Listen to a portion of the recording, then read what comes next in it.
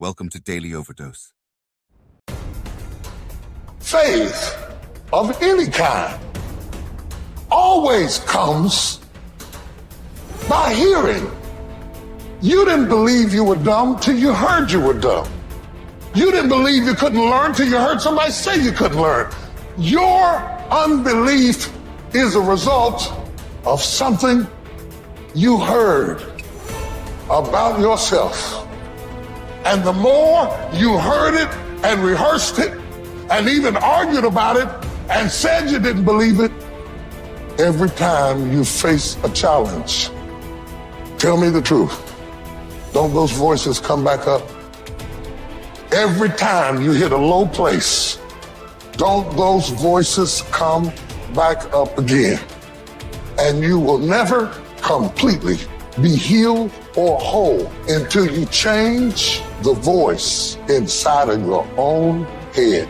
And nobody can do this but you. You've got to make some conscious effort to begin to work to develop you. Start listening to tapes on a daily basis to begin to recondition your mind, to retrain your thinking. Listen to things that can empower you, that can enable you to create a new reality for yourself and a new life for yourself. You might appear to be strange around most people. Don't expect it to make sense to anybody why you've got to do this, why you have got to go. Why? I don't understand. You don't have to. I'm going for me. This is something I have got to do. How would an abundant person think? Write it down, dude, and fire and wire those thoughts in your brain and install the hardware. Keep doing it with attention and intention. It becomes the new voice in your head. It becomes a software program. And before you reach for your cell phone and start scrolling through your social media, close your eyes and rehearse in your mind how that person would walk, how they would breathe, how they would smile, how they would greet people, how they would be on Zoom calls, how would they be in traffic, how would they be at dinner. And the act of closing your eyes and mentally rehearsing the act, if you're truly present, the brain does not know the difference between the real life experience and what you're imagining.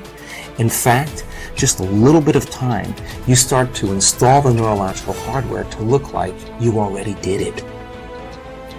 You must have faith. You've got to believe in yourself. You've got to believe in your abilities, your ideas, unquestionably. You've got some idea, some dream that you might have to go back and brush it off and look at it again and say, I've got to do this. This is what I'm supposed to do. This is why I showed up. You've got to talk to yourself day in and day out, selling yourself on you and on your potentials. And all I want you to do every day is just say to yourself, when you feel that inner negative conversation saying you can't do it, just say, it's possible.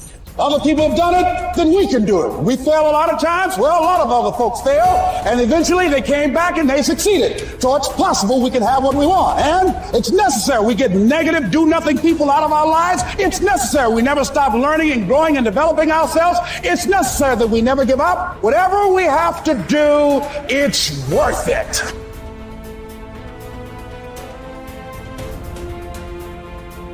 You have power over your mind, not outside events. Realize this and you will find strength. When you arise in the morning, think of what a privilege it is to be alive, to think, to enjoy, to love.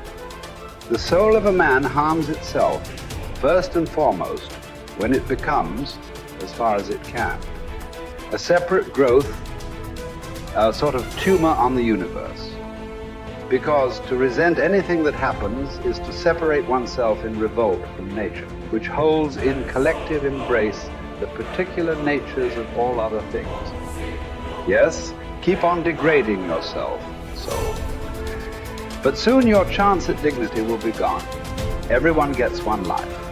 Yours is almost used up, and instead of treating yourself with respect, you have entrusted your own happiness to the souls of others.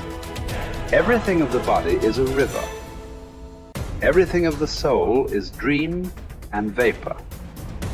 Life is war and the abode of a stranger. The only fame after death is oblivion. Forget everything else. Keep hold of this alone and remember it. Each of us lives only now, this brief instant. The rest has been lived already or is impossible to see. The span we live is small. Small as the corner of the earth in which we live it. Small as even the greatest renown, passed from mouth to mouth by short-lived stick figures, ignorant alike of themselves and those long dead. It's the programs in the first 7 years of your life that actually started in the last trimester before you were born. The fetus is already learning. I go, these programs downloaded in the first 7 years control the character of your life.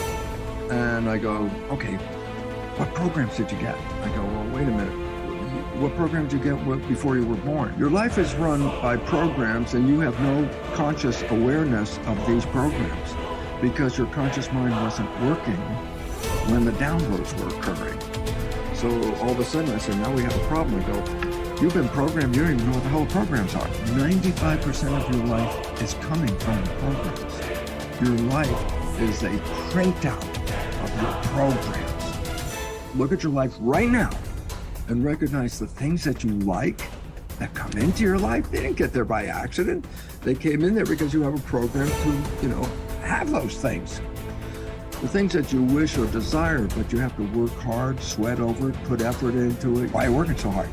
And the answer is, whatever program you downloaded doesn't support that.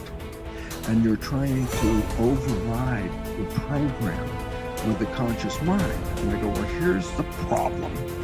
The conscious mind only working 5%, the program 95%. That's one problem right there, mathematically, that's a problem. Let me give you another mathematical. The subconscious is 1,000,000 times more powerfully computed than the conscious mind. So I say, now do the math. How effective is your conscious mind at overriding the subconscious? I say it works 5% of the time with a miniature computer. And I go, wow, that's your problem. I go, the only way you can override the program is not play the program, and that's when we said stay mindful. And then we then said, well, that's going to be difficult because we have to think. So there's only one way out. Reprogram the subconscious mind. If you would put wishes and desire programs into the subconscious mind, that means that that program will be operating 95% of the day. Meaning, whether your conscious mind is in control saying, these are my wishes and desires, or the conscious mind's thinking, then the subconscious mind comes in and says, these are my wishes and desires, then guess what? Then 100% of your life you're living wishes and desires. And therefore, all of a sudden, then the work has to come back to each of us as individuals. Each of us got programmed. Each of us is manifesting that program. We give up our power in many of the programs. A fine example is, you were sick as a kid, and just like your parents and any other family members, when you were sick, you went to the doctor. And I go, that's a habit. I said, what does it mean? It says, you learn this in the first 7 years. The program, it says, when you're sick, you give up this power and you go to that doctor and you accept the doctor as the power over you. Because when it came to health, it's like, no, you don't do it. The doctor does it. That's the program. I say, so what's the point? You have given up power over the control of your life and have given it to the truths, quote unquote, offered by the doctor. I go, significance. I go, the doctor misreads your diagnosis and then tells you, oh, I'm sorry, you only have 3 months left to live. And I go, significance. 95% of the day, the program says the doctor is the correct one, the truth. What do I know? The doctor knows. What do I know? So 95% of the day, then your belief system is going to do what? Take the words of the doctor and manifest them as truth. I go, what's that mean? Well, you're going to die in about 3 months. I go, from what? I go, hey, that was a misdiagnosis. You're still going to die because your belief system will manifest an illness that will terminate. Cancer, for example, is not due to any genes. There's no gene that causes cancer. The genes are correlated with cancer. Well, what causes cancer? I say disharmony and repressed anger is one of the big ones. I go, so then I say the genes didn't cause it? I say no. So I say, then what caused it? I say my consciousness. I say what? Repressed anger, I go, so what? I say, well, change consciousness, and guess what? You can go into remission. The cancer will go away as soon as you change the consciousness. And all of a sudden it's like, I thought I was a victim of the genes. I said, that's a program. And that is totally incorrect. Because as quantum physics says, consciousness is creating our life experiences. And as the new biology, which I'm familiar with, called epigenetics, is how consciousness controls the genetics. And all of a sudden I say, oh, well then biology and quantum physics now share the same story. Yeah, you're creating this. And then the idea is that if you look at the creation and not happy with it, don't go out and blame the creation, because you never saw that you were participating in a way invisible to you that led to this expression. If you want to change it, you have to change you, and then the environment will change.